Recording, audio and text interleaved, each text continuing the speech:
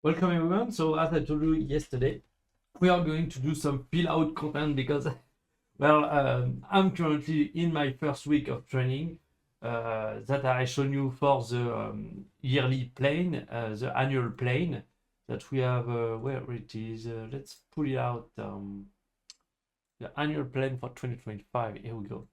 It is. So we are currently on this first week here, right here. But as I said, I want you to see what I'm doing on Monday, what I'm doing on Tuesday, and so on. So to do that, I need to schedule one day later. So today we are going to do other thing, and tomorrow also. I'm going to try to find some interesting content throughout the week to not leave you with nothing.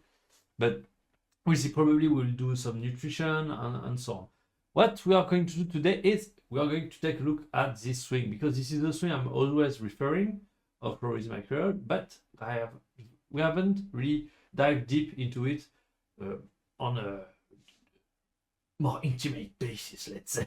So let's just take a look at it from the beginning. So as you can see, it's a much smaller stance than me.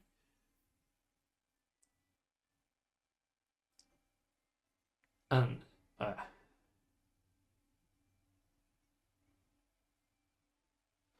here it's top, up.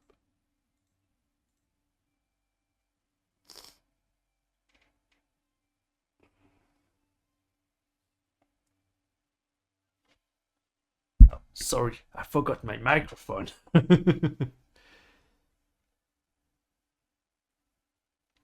Yeah, so that's kind of the idea here.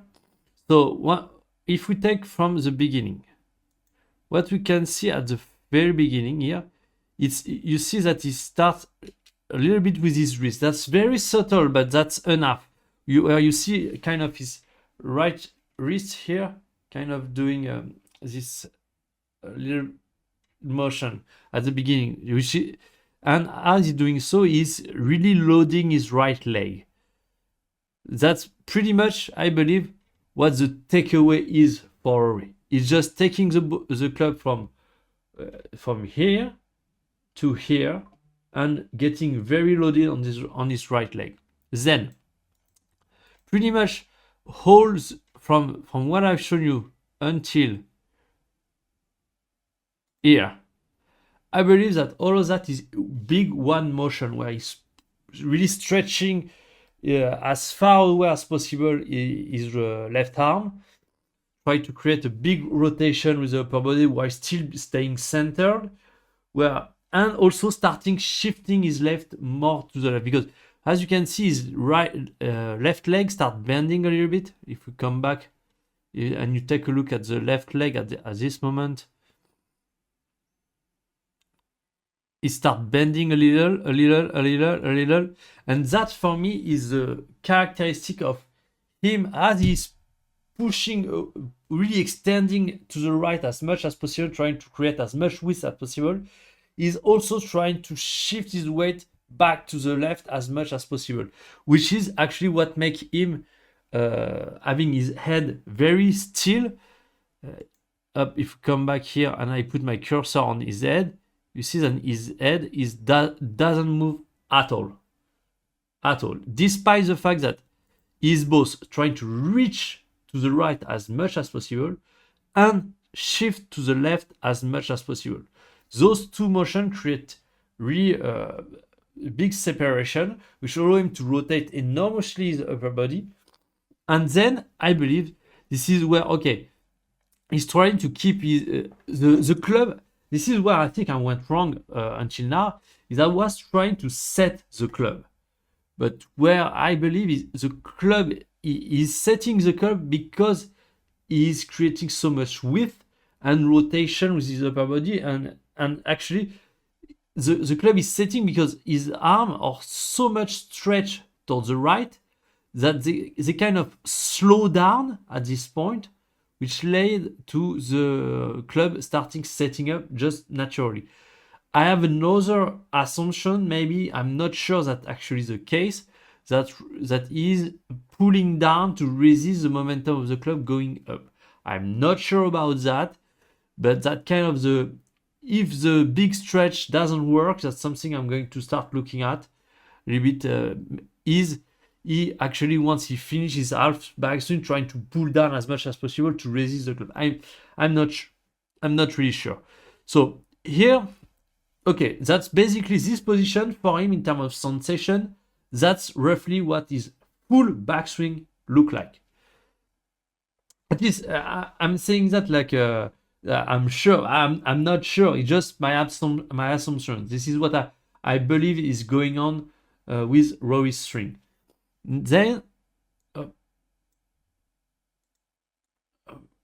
let's put a little bit.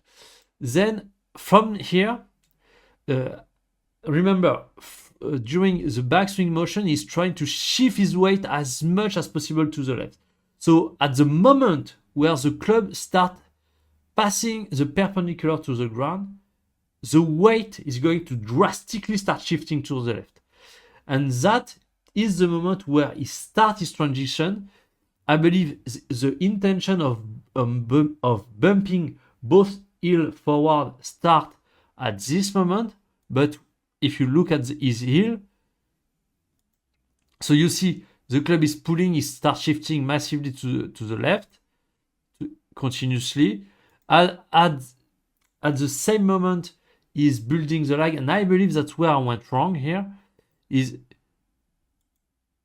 from here to the backswing, full backswing position is actually one motion of building the lag and getting onto the left side. And by building the lag, where you have your arms that are extended, when you are building the lag, you are actually trying to get your arm down. And so that might be what preventing him from getting too long on his backswing. That's really something I'm trying to figure out. And then here, so pretty much from the arm parallel to the ground until the arm parallel to the ground here, this is pretty much the lag building motion. That's what I'm thinking here. So here, this full motion. So here he start building the lag as he's transitioning to his left side. That pause for a moment. Then he continue building the lag. You see both heels are moving a little bit forward. Let's rewind a little bit. See, right heel moving forward, left heel moving forward even more to actually get the full pressure on the left leg and start the reason for the right heel to move forward. So the left heel is kind of obvious. It's just by doing so is allowing him to shift his weight to the left side without having an upper body that is too much active. The right leg is less obvious, I believe. So it's moving the not here, just before.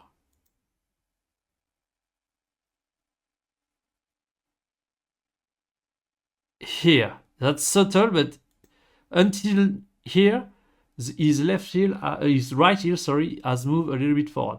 This is to prepare the rotation of the hips. Well, that's not really his, I believe, his heel that is moving forward. It's just that the external rotation of the right leg as he's shifting his weight to the left, as a consequence, is having his heel move a little bit forward. And that external rotation of the right leg is what's then going to allow him to really rotate his right leg through impact. Because you see here, he's kind of fighting against the rotation. That's why to avoid, I told you in a past session that when you have the left heel that is kind of moving up, this is going to have your upper body moving over the top. So to prevent that, even though he's rotating his lower body aggressively, to prevent having his upper body going over the top, he's first trying to really slide his heel forward. So then when he rotates aggressively, that doesn't actually bring the upper body over the top with the motion. So yes, from here we continue the lag motion, both heels move forward, and here is where, okay, you are completely fully set on the left side. you have built the lag, and now it's time to repeat. You rotate the hips aggressively, and that's what I told you, that the hand of Rory was much forward than me. And what I tried in last session, actually I was wrong. But I was on the right track, but I was wrong in the way I did it, because the way I do things usually is I use my upper body too much. But when you're looking at it here, I'm not that far from this position at this point, but then this is after that things are getting different, where what he's doing is actually pretty much here, his right leg and left leg have pretty much done most of the work. That's very difficult to go a little bit further than that. Here, let's say here is pretty much the max that you can do. Then when the right leg is fully extended, has put as much force, because you see that if you want to continue rotating, you need to put force into the motion. Pretty much his legs are almost entirely extended. There isn't that much room to keep putting force into the rotation.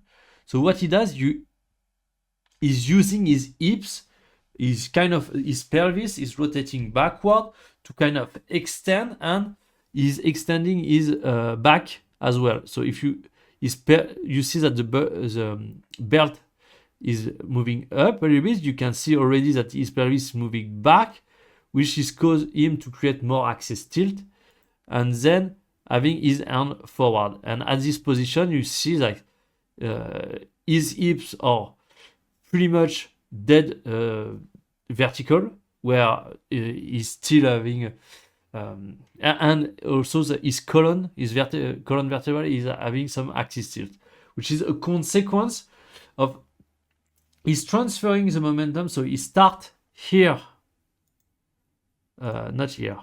Here he's building the lag as he's shifting to the left. Here he starts with the legs, then the pelvis, then the back, and then the momentum goes through his arm and finally the club to release. That's kind of the kinematic sequence, maybe. I don't know. That that's going on here. So I kind of believe I'm saying that at pretty much every session, but I start thinking that might be it. It's just me that now I need to train to be able to create that massive stretch, because this stretch, I'm pretty sure I'm not doing it nearly enough. That probably is a big thing. And I'm probably rotating my hips way too much, even though we see that he's rotating his hips a little bit. That doesn't rotate that much. And even if we go a little further here, we can see here that he have a full 90-degree rotation compared to his hips. So yeah, I'm pretty sure I'm not there. Because that's something I found, because even though I'm not doing it that often, sometimes I'll go on YouTube to just get inspiration on on advice. Generally speaking, I think that the advice you find on YouTube is good when you're a beginner, but when you're starting to get very advanced, that's kind of not that great. But nonetheless, sometimes, every now and then, I come across nugget of wisdom that actually tilt into my mind. So sometimes I just watch those videos just in the search of one little thing that will click here. And I found one that talked about the stretch, the idea of shortening your backswing is not about rotating less. In fact, it's about rotating more, but with less arm motion mainly. And I believe that's probably where I need to work on, really creating that massive rotation of the shoulder and trying to really get my arm to not move at all. And the way I'm thinking about it is, when I'm doing the backswing to reach that position, trying really to shift my weight to the left as much as possible and try to feel like there is almost a vertical wall that prevents my club from getting vertical and towards the right. Not necessarily trying to prevent the club to set, but just in terms of motion, trying to do the right thing with my body to delay as much as possible the set of the club. So it's set, but with my arm actually parallel to the right. What I'm trying to say is, until now I was trying to set the club faster, but here I realize that maybe no, this is about creating a big stretch, so big in fact that the arm are going to slow down, which as a consequence is going to set the club. That's kind of the opposite idea. But yeah, over this week, my main goal is going to be about getting that backswing down, because I believe on the downswing I have pretty much all the key elements now that I understood how to create and maintain the lag, and how to maintain the lag all the way to impact by propagating the momentum through the legs and the hip and the back to really keep those hands forward. So I believe that the key element here is going to really be that backswing, creating that big stretch, and I believe we have a lot of work to do. But I believe that's it for today. Tomorrow we will take a look at the down the line view, which we have a lot of things that are going to be coherent with what we just explained here.